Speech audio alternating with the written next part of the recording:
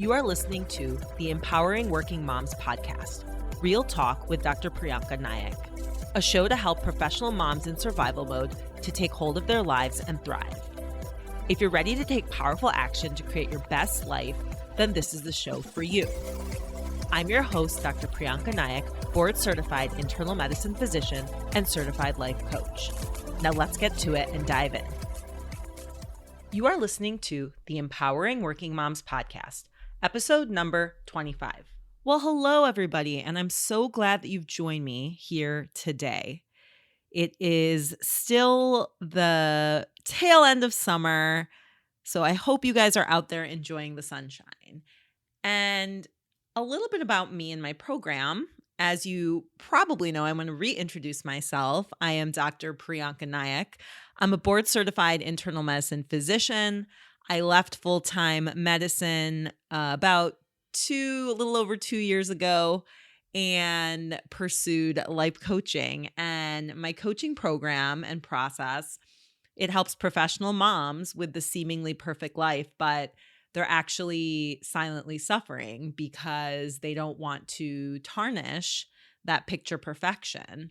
And I help them to realize that they are not alone and that they can reclaim their confidence and power to have the life that they want because they deserve it, even when that feels impossible. And today I want to talk about anger and frustration, because this is definitely something that all of us are dealing with. It comes up. It's a normal human feeling. And yet somehow it is taboo because we're not supposed to be angry, maybe. We're not supposed to feel angry as women. Stereotypically, traditionally, we're supposed to be, dainty, quiet, composed, effeminate. And the truth is, any emotion, whatever it might be, is totally fine to feel. And it's interesting because I tell my 4-year-old son as well that it's perfectly fine if he's frustrated or angry. That is not a problem. It's more, how do we deal with it, right? How do we manage that feeling? And I know many of us grew up having to maintain decorum. That was a part of the norm of how we were raised, being proper, behaving properly, especially this one. Respecting elders was a major part of my culture and upbringing. But I found in that respect was a one-way street. So you could get yelled at and screamed at by somebody older than you, and you were supposed to stay quiet. So imagine all the feelings that were building up and boiling inside. Another interesting thing about anger is sometimes it's easier to feel anger instead of the underlying feeling like sadness, because there is something powerful about anger. You can feel empowered or motivated. The beauty of our generation, of course, is that we have so much information at our fingertips. The internet is right there. There's social media, all kinds of posts about mental health, which is amazing. And we are learning that any and all feelings are totally okay. The issue, of course, is how might you express it? It's how we process and deal with our emotions. That part really matters, right? Being angry is fine, but anger does not give anyone the license to take it out on other people, take their anger out on other people. And that is so key. If we want to manage our anger, be allowed to feel with it, but we have to deal with it appropriately. So this is what we will do. I have worked on this in my own life because I was actually often surrounded by angry people with no tools to cope. It would make me feel like I could never be angry because there were angry people around me.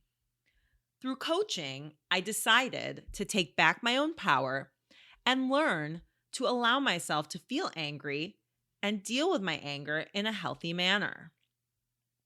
Here are some tips on how to actually be angry in a healthy way. So, first things first, allow yourself to actually feel anger. You can feel it. That's not the issue, right? Sometimes, though, when we're feeling overwhelmed and exceedingly emotional, we may need to get out that angst. So you could cry, hopefully somewhere private. You could scream into a pillow. You could scream in your car where no one can hear you and hopefully not see you either. But either way,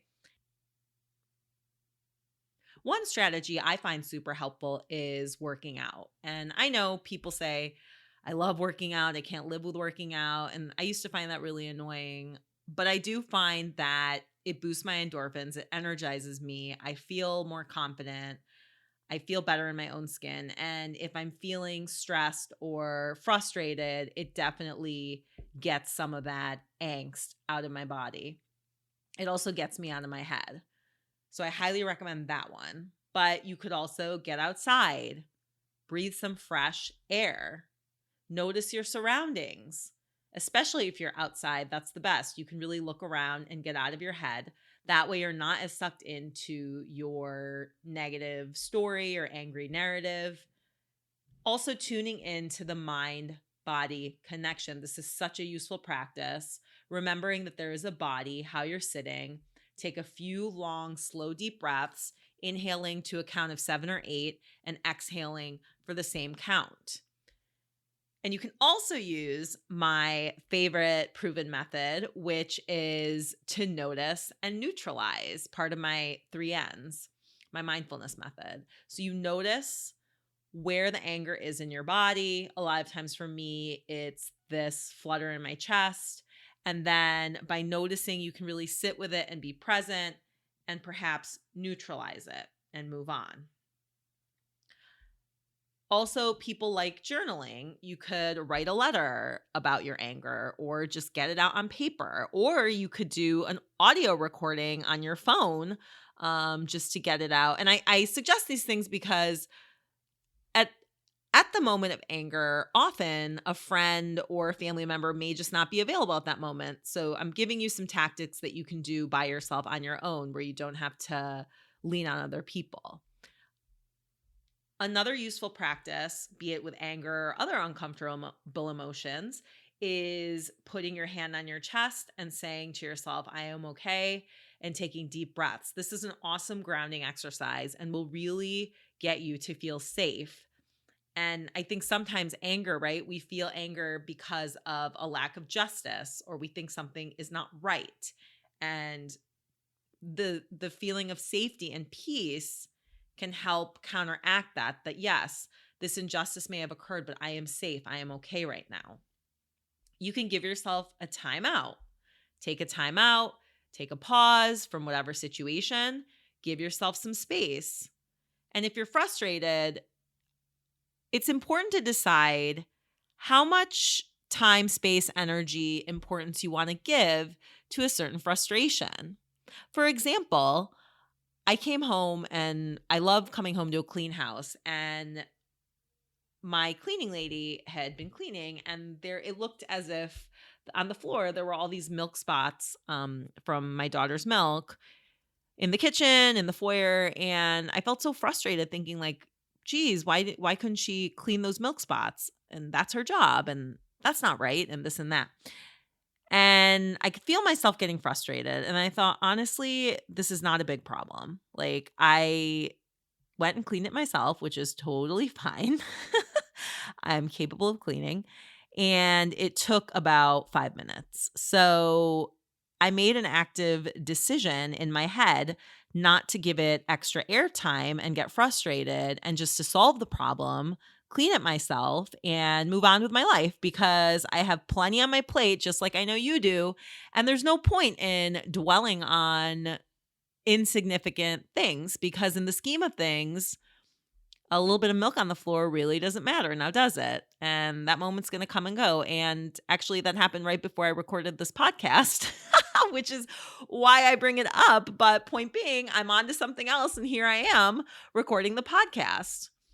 So if this sounds like the kind of work you'd want to do, where you want to take an active role in your own well-being, your mental health, you want to create the life that you want, and also enjoy the one that you have because you've worked so damn hard to get this far. You deserve it. If you want to dive deeper into this type of work, I have a handful of spots opening up for private clients. My process helps professional moms with a seemingly perfect life who are silently suffering on the inside to know that not only are they not alone, but they can reclaim their confidence, power, and freedom to have the life that they want, even if that feels impossible. Schedule a call, apply to work with me, Prianca Naik, mdcoaching.as.me, link in the show notes, and please share this podcast with anyone you think would benefit or enjoy it. And if you really like this podcast, leave me a review and let me know how it's helping you. Thanks so much for tuning in, and I will talk to you next week. Thank you for listening to this episode of the Empowering Working Moms podcast, Real Talk with Dr. Prianca Naik.